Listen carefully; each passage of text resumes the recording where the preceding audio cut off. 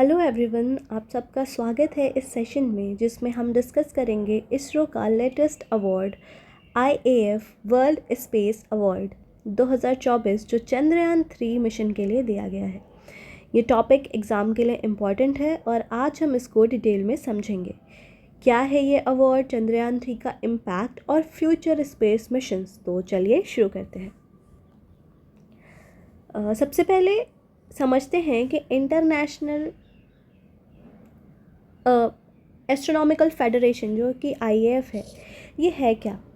तो ये एक ग्लोबल ऑर्गेनाइजेशन है जो स्पेस रिसर्च और एक्सप्लोरेशन को प्रमोट करता है और ये अवार्ड उन मिशंस को दिया जाता है जो स्पेस एक्सप्लोरेशन में एक्सेप्शनल अचीवमेंट दिखाते हैं।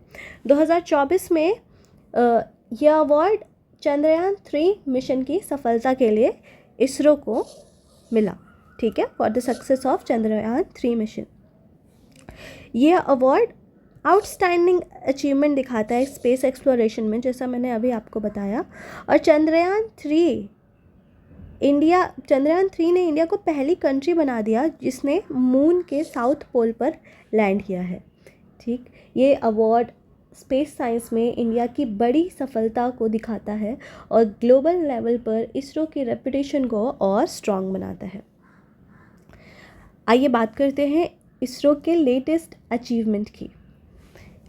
तो the IAF world space award ना एक बहुत ज़्यादा प्रेस्टीजियस अवार्ड है जो कि ग्लोबली दिया जाता है, ठीक है, वो मिला इसरो को। इसरो ने चंद्रयान 3 सक्सेसफुली लॉन्च कर दिया और साथ ही साथ ये अवार्ड हाईलाइट करता है इंडिया की टेक्नोलॉजिकल एडवांसमेंट को, कॉस्ट इफेक्टिव स्पेस मिशन को और साथ ही साथ scientific contribution, lunar exploration, lunar is moon exploration में साइंटिफिक कंट्रीब्यूशन को, ठीक है। चलो अब भी देखो, ये जो आईएएफ वर्ल्ड स्पेस अवार्ड है इसके बारे में थोड़ी सी जानकारी ले लेते हैं। तो ये अवार्ड दिया किसके द्वारा जाता है, तो international aeronautical federation which is IAF, इसके द्वारा दिया जाता है। इसका पर्पस क्या है, रिकॉग्नाइज करना exceptional achievement in space research and exploration. और पहले किसको किसको दिया जा चुका है, तो नासा के अपोलो मून मिशन को दिया जा चुका है, स्पेस एक्स के स्टारशिप प्रोग्राम को दिया जा चुका है और ईएसए के मार्स एक्सप्लोरेशन प्रोग्राम को दिया जा चुका है। ESA is European space agency. India के लिए ये क्यों मैटर करता है, क्योंकि इंडिया को इसने टॉप स्पेस एजेंसीज़ में रख दिया ले जाकर और साथ ही साथ फ्यूचर स्पेस मिशन के लिए भी इनकरेज किया। चलो अब ये देखते हैं कि इसरो को ये अवार्ड क्यों मिला। इसके लिए कुछ रीजंस हैं। तो फर्स्ट इज़ चंद्रयान 3 की सक्सेस। इंडिया पहली कंट्री बनी जो मून के साउथ पोल रीजन में सक्सेसफुली लैंड हुए और चंद्रयान 2 में जब हम लैंड करने ही वाले थे तो सॉफ्ट लैंडिंग हो नहीं पाई थी, हार्श लैंडिंग हुई थी। उसकी वजह से जो हमारा लैंडर है वो टूट गया था। तो ये जो चंद्रयान 2 मिशन है ना, वो फेल हो गया क्योंकि उसने सॉफ्ट लैंडिंग अचीव नहीं कर पाई। लेकिन चंद्रयान 3 ने मून के साउथ पोल पर सॉफ्ट लैंडिंग अचीव की। Second is cost effective space technology. तो इसरो ने लिमिटेड बजट में मिशन को सफलता के साथ एग्जीक्यूट किया। चंद्रयान 3 जो है वो डेवलप किया गया था नासा और ईएसए के सिमिलर मिशंस के एक फ्रैक्शन ऑफ कॉस्ट पे, मतलब जितना इन्होंने यूज़ किया, जितने पैसे इन्होंने यूज़ किए उसके एक फ्रैक्शन का यूज़ करके चंद्रयान 3 डेवलप किया गया। साइंटिफिक डिस्कवरीज, तो विक्रम लैंडर और प्रज्ञान रोवर ने मून पे काफ़ी इम्पोर्टेंट डेटा कलेक्ट किया, कुछ एलिमेंट भी डिटेक्ट किए और साथ ही साथ मून के सॉइल कंपोजिशन को भी स्टडी किया।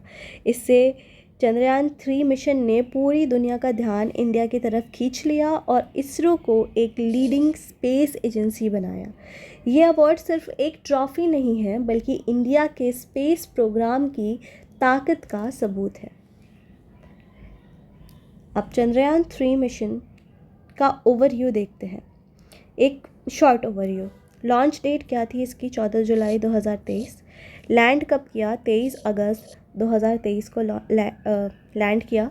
लैंडिंग साइट क्या थी? मून का साउथ पोल, और ये पहला सक्सेसफुल अटैम्प्ट है। इसके पहले किसी ने भी मून के साउथ पोल पे लैंड नहीं किया है।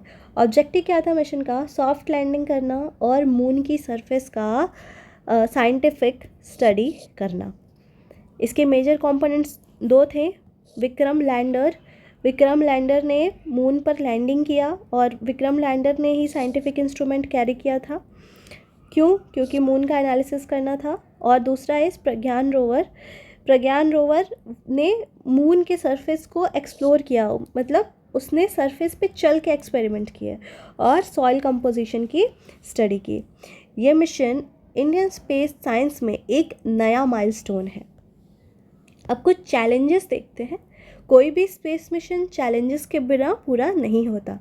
चंद्रयान 3 मिशन में भी काफ़ी चैलेंजेस थे। तो first is lessons from Chandrayaan 2 failure. यानी हमें पता है कि हमारा जो प्रीवियस चंद्रयान 2 मिशन था वो फेल हो गया था। 2019 में चंद्रयान 2 का लैंडर क्रैश हो गया था। तो इसरो को इस बार और ज़्यादा केयरफुल रहना था। तो इसरो ने अपनी लैंडिंग टेक्नोलॉजी को क्या किया? इम्प्रूव किया। अब जो लूनर सरफेस है या जो मून है, तो वहाँ के साउथ पोल की जो कंडीशंस है वो बहुत ही ज़्यादा एक्सट्रीम है। वहाँ पे टेम्परेचर बिलो -200 डिग्री सेंटीग्रेड तक जा सकता है, और साथ ही साथ सरफेस अनइवन भी है, जिसकी वजह से डिफ़िकल्टी हो रही थी लैंडिंग में। साथ ही साथ बजट कंस्ट्रेंट भी था। नासा और स्पेस एक्स के कंपैरिजन में इसरो का जो बजट था वो काफ़ी कम था। प्रिसीजन लैंडिंग की रिक्वायरमेंट थी। अगर लैंडर सही पोजीशन पे लैंड नहीं करता तो मिशन क्या हो सकता था? फेल हो सकता था। इन सब चैलेंजेस के बावजूद इसरो ने मिशन को सक्सेसफुली कंप्लीट किया। अब हम बात करेंगे कि ये जो इम्पैक्ट क्या पड़ा चंद्रयान 3 का इंडिया पर भी और वर्ल्ड पर भी। तो ये सक्सेस सिर्फ इसरो के लिए नहीं बल्कि पूरे देश के लिए एक प्राउड मोमेंट है। तो इसके कुछ इम्पॉर्टेंट इम्पैक्ट्स देखते हैं। इंडिया स्पेस डोमिनेंस इंक्रीज्ड, यानी इंडिया का स्पेस डोमिनेंस इंक्रीज़ हुआ। इसरो अब वर्ल्ड टॉप स्पेस एजेंसीज़ के साथ खड़ा है। फ्यूचर के स्पेस मिशंस को भी बूस्ट मिला है, जैसे गगनयान प्रोजेक्ट। गगनयान क्या है? ह्यूमन को स्पेस में भेजना। इंटरनेशनल कोलैबोरेशंस भी बढ़े, जैसे नासा, ईएसए और जक्सा जो है वो इसरो के साथ पार्टनरशिप करने के लिए तैयार है। स्पेस रिसर्च को और फंडिंग मिली। गवर्नमेंट ने इसरो के बजट फ्यूचर प्रोजेक्ट्स के लिए शायद बढ़ा सकते हैं वो। नई अपॉर्चुनिटीज़ स्पेस टेक्नोलॉजी में डेवलप हुई। स्पेस रिलेटेड जॉब्स और स्टार्टअप स्टार्ट हुए इंडिया में। कुछ अदर प्रेस्टिजियस अवार्ड्स जो चंद्रयान 3 को, first is Leif Erikson Lunar Prize. Moon exploration में एक्सीलेंस के लिए ये वाला प्राइज़ दिया गया। Aviation Week Laureates Award. Space technology के डेवलपमेंट में इनोवेशन के लिए ये वाला अवार्ड मिला। IEEE milestone recognition. इसरो के साइंटिफिक कॉन्ट्रीब्यूशंस के लिए ये वाला अवार्ड दिया गया। इंडिया के लिए क्या मायने रखते हैं ये अवार्ड्स? तो इंडिया की वर्ल्ड क्लास स्पेस रिसर्च को एक्नॉलेजमेंट मिली। साथ ही साथ यंग साइंटिस्ट और इंजीनियर्स को स्पेस रिसर्च ज्वाइन करने का मोटिवेशन भी मिला। ये अवार्ड्स इसरो की क्रेडिबिलिटी को और स्ट्रॉन्ग बनाते हैं।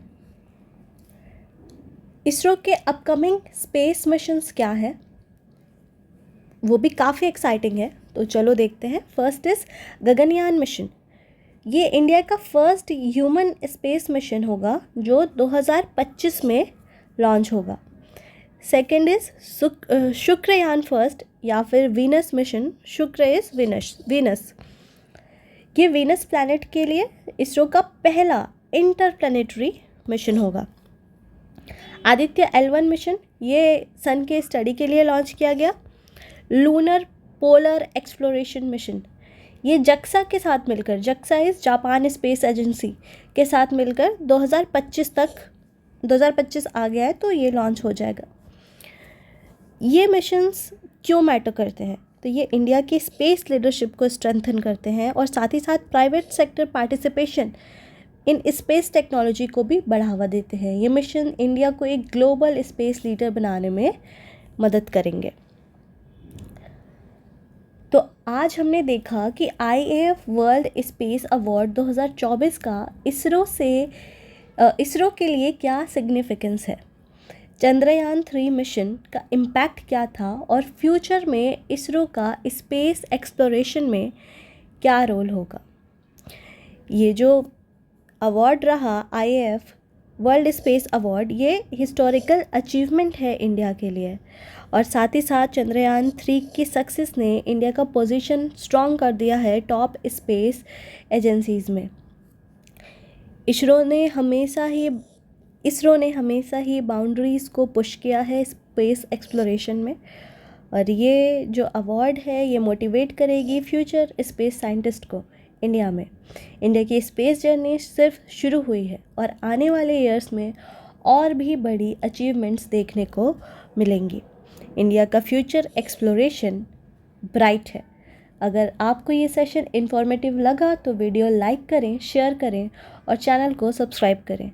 आपके कोई क्वेश्चंस हैं तो आप कमेंट्स में लिखिए, मैं ज़रूर आंसर करूँगी। Thank you.